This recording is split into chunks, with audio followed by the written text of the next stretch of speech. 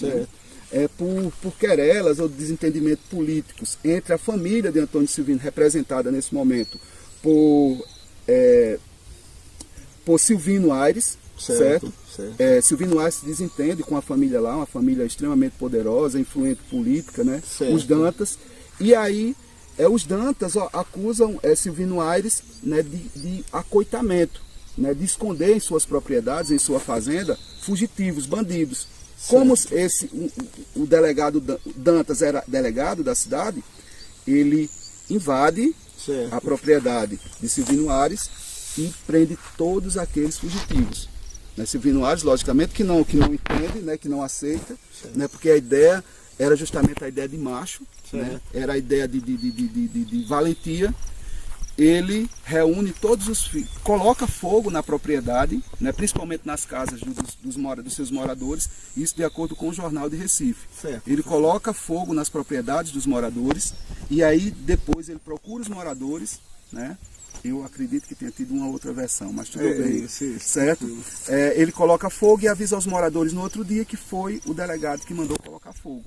E aí a população revoltada se reúne, invadem a delegacia, né, se apropriando, se aproveitando que a cidade estava em festa, havia tiros de bacamarte, explosão de fogos, forró tocando nas casas e nas praças, e aí ele se aproveita disso, libera os presos, coloca fogo, assalta algumas residências, e aí ele foge para o Ingá. Certo? Eu não sei se ele já conhecia pessoas aqui no Ingá, né? Foge ele, né, Silvino Aires, Zeferino Batista e Manuel Batista, que depois vai ser chamado de Antônio Silvino. Então eles vêm para cá, o tio com os dois sobrinhos.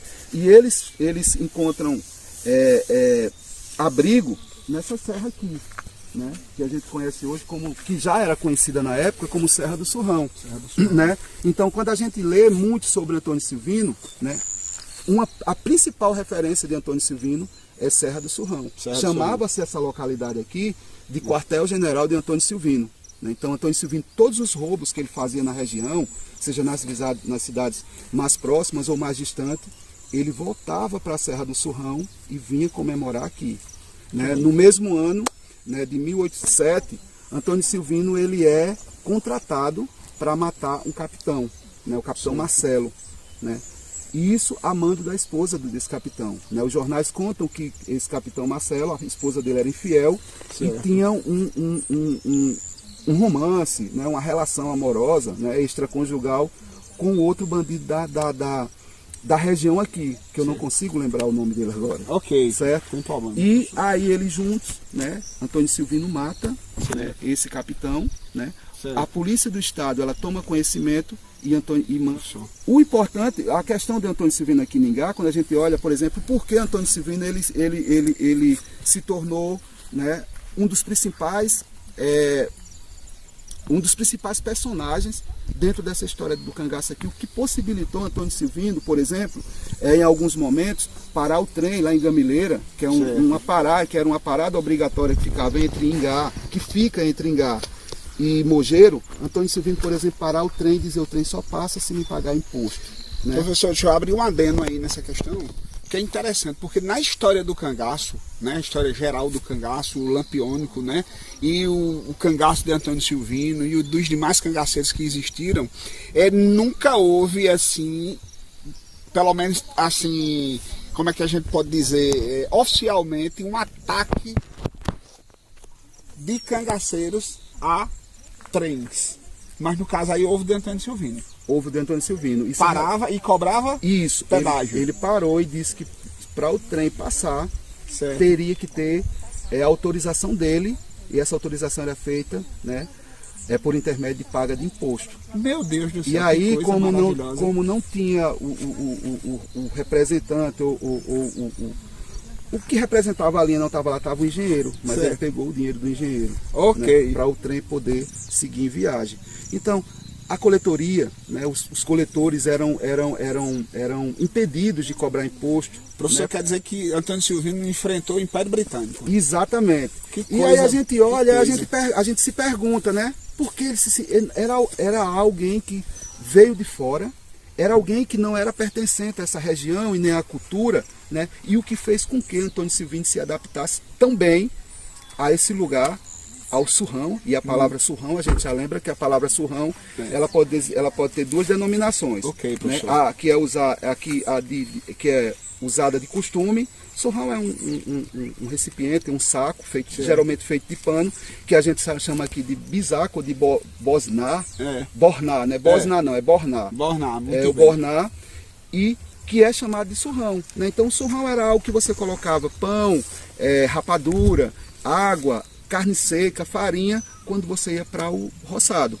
Mas quando a gente pega a história de Antônio Silvino, a gente tem uma outra conotação, uma outra denotação sobre esse lugar. Surrão também lembra suplício, violência, né? Violência cometida de forma exacerbada, né? E dor.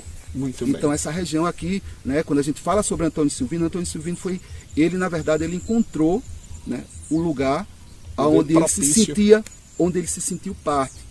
Né? Por quê?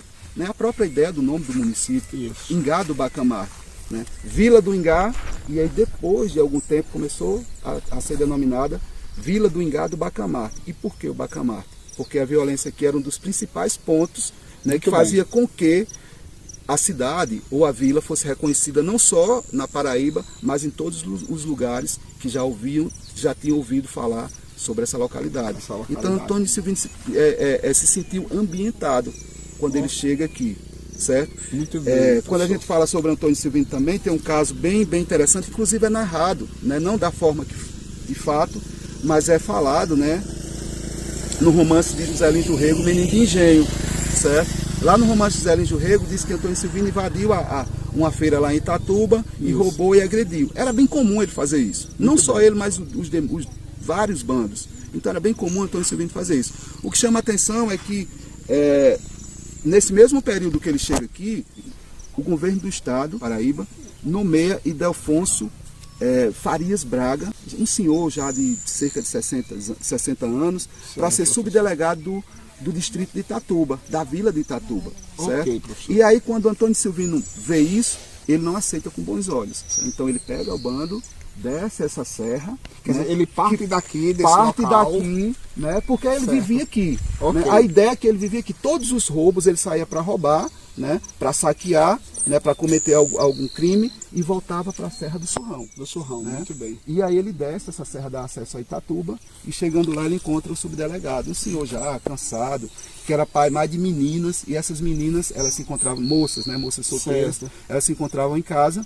E aí ele chega lá, ele maltrata o delegado, ele pergunta como ele quer morrer, os cangaceiros colocam ele na rua e começam a empurrar, e depois no final, quando eles se cansam, eles atiram nele e colocam ele debaixo da mesa, da própria casa, colocam os pés em cima e obrigam as mulheres da casa a lhe servir.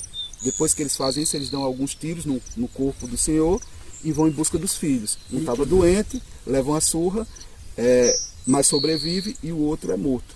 Então essas são algumas histórias de Antônio Silvino aqui. O primeiro ataque de Antônio Silvino, né, da história do cangaço, né, de Antônio Silvino, foi feito aqui em Ingá. Né, no mesmo ano, Antônio Silvino desce, né, para o centro da cidade e vai saquear. Né? O professor, nessa época Ingá já era uma vila já desenvolvida. O Ingá foi fundado em 1840. Né? Então o Ingá já tinha uma vida, né? O trem não tinha, a estação não tinha sido construída ainda, mas o trem já passava no Ingá. Certo? Isso na chegada, quando Antônio Silvino convive aqui, o trem já passava. Então a ideia de trem é ideia de progresso, né, de ligação, é de contato com vida. Uma coisa que eu estou curioso agora, essa questão de Itatuba com esse subdelegado era ligado a alguma família política de lá, que tinha algum desafeto com alguém daqui de Ingá? Tinha alguma... Geralmente, esses assassinatos, eles eram encomendados. Né? Ou por ter feito mal a alguém, mal ou ser desavença, não falar mal, mas ser desavença de algum coronel ou algum fazendeiro que protegia ou acoitava Antônio Silvino, ou por ter feito mal a alguém que ele conhecia e que ele não gostava.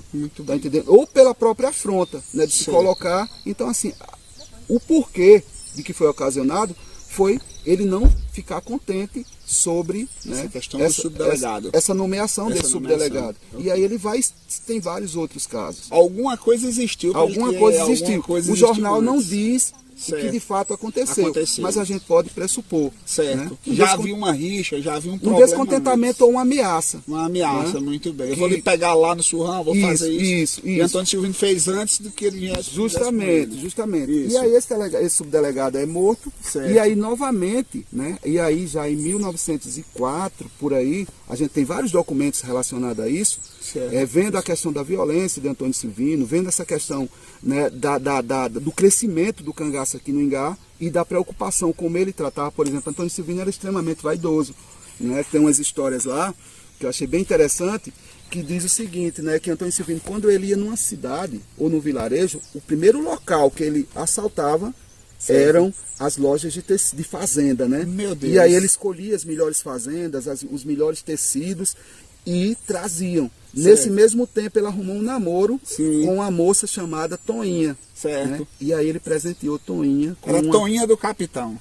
Toinha com a máquina de costura. Certo. Só que esse presente foi totalmente interessado, porque ele deu a máquina a ela justamente para que ela costurasse para ele as roupas dele. Mas é que ele tinha um segundo interesse. Exatamente, uma segunda intenção. Uma segunda intenção. E aí a gente olha, por exemplo, né, quando se descreve Antônio Silvino, não coloca-se nenhuma, né, que havia uma forma de identificar o banditismo a partir da medição do crânio, né, da fisionomia. E coloca-se Antônio Silvino como uma pessoa simples, né? Isso. Um jovem de 28 anos, né, que se envolveu na vida do crime, como o próprio Lampião e demais cangaceiros, né, por uma circunstância, né, e que não...